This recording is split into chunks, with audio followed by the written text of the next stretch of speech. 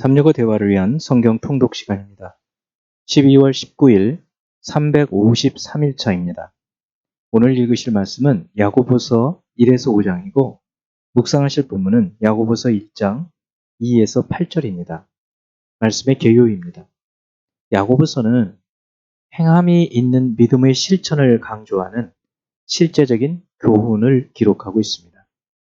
시험을 견디고 행함으로 입증되는 믿음이라는 주제를 중심으로 내용이 구성되어 있죠. 1장 1절의 문안 인사와 함께 2에서 4절은 여러 가지 시험을 기쁨으로 인내해야 할 것을, 5에서 8절은 믿음으로 지혜를 구하라는 권면입니다. 9에서 11절은 시련의 때에 낮은 자는 그리스도 안에서 높아진 자신을 생각하고 부한 자는 겸손하라는 것, 12에서 14절은 시험을 견뎌낸 자에게 상급이 있음과 시험은 하나님이 아니라 자기 욕심에 끌려 미혹됨을 말합니다.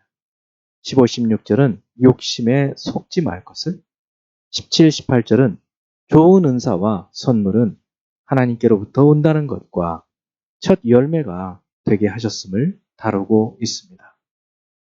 19에서 21절은 말하기와 성내는 것을 더디하고 듣기는 속히 하라는 것, 22에서 25절은 말씀을 행하는 자가 복을 받을 것, 26에서 27절은 참된 경건은 말씀을 실천하는 것임을 밝히고 있습니다. 2장 1에서 4절은 사람을 차별하지 말 것, 5에서 7절은 가난한 자를 택하여 믿음에 부요하게 하심에도 가난한 자를 업신여기는 현실을 책망하고 있습니다.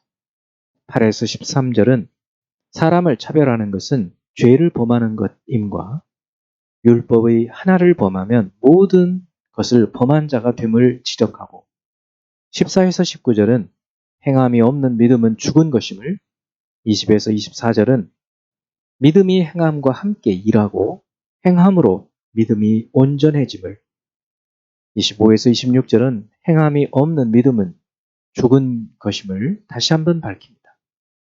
3장 1에서 12절은 바른 언어 생활을 위한 말씀이고, 13에서 18절은 정욕과 귀신으로부터 온 땅의 악한 지혜와 하늘로부터 오는 지혜를 대조하고 있습니다.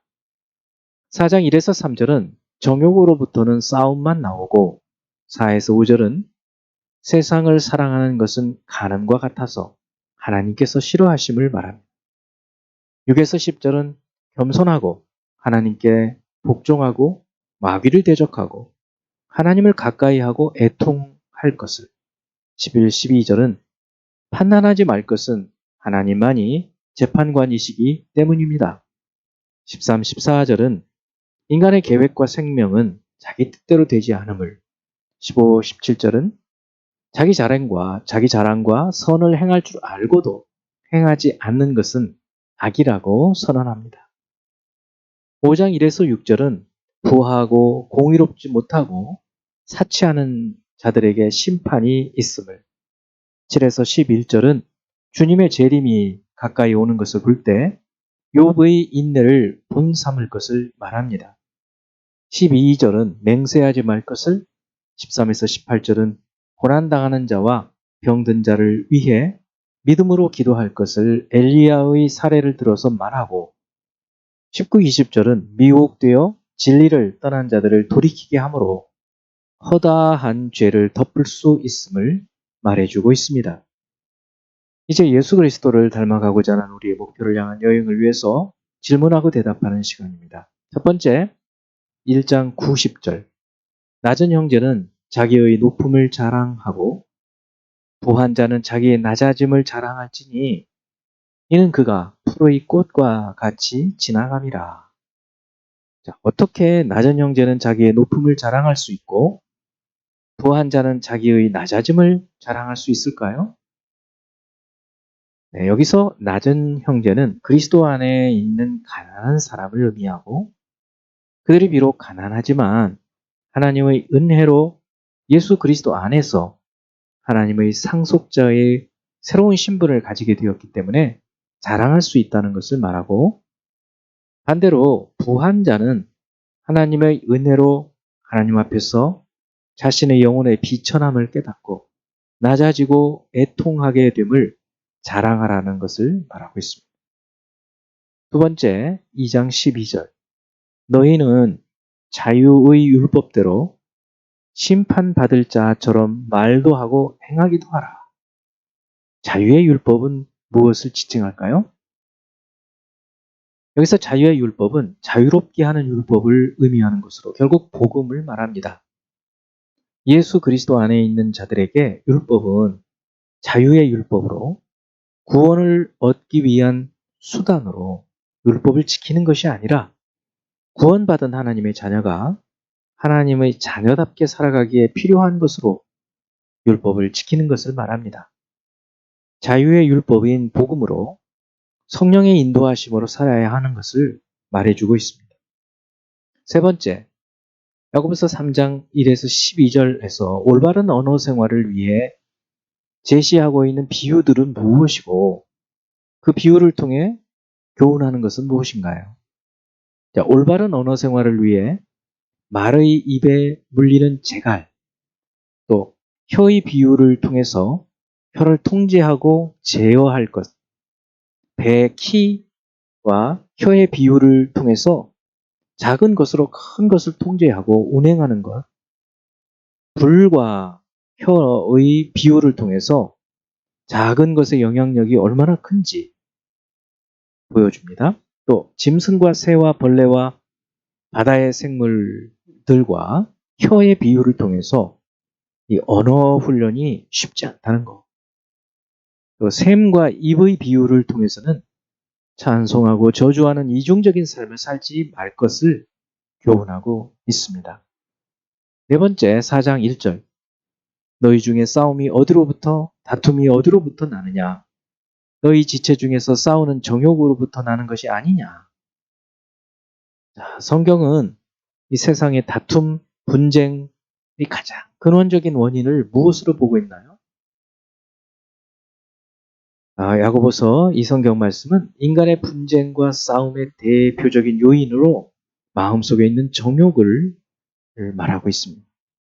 인간은 자신의 정욕과 욕망을 채우기 위해서 끊임없이 싸우고 또 무리를 지어서 싸우고 죽음을 불사하고 싸웁니다.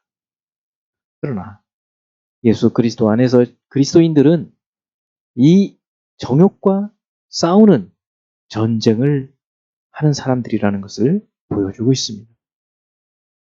이 욕심, 육체와의 싸움, 영으로 육의 행실을 죽이면 살 수 있다는 말씀이죠. 다섯 번째, 5장 1에서 6절의 너희는 부한 자들을 말합니다. 구체적으로 여기서 너희는 누구를 말할까요? 물론 성경의 수신자와 독자는 하나님의 자녀들을 말합니다. 그러므로 여기서 너희는 하나님 나라 공동체에 있는 부한 자를 대상으로 하는 것이죠.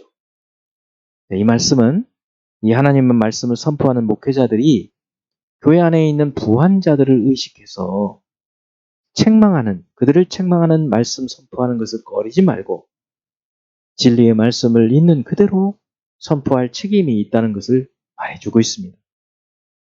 그들도 하나님의 백성이기 때문에 진실로 사랑하는 마음으로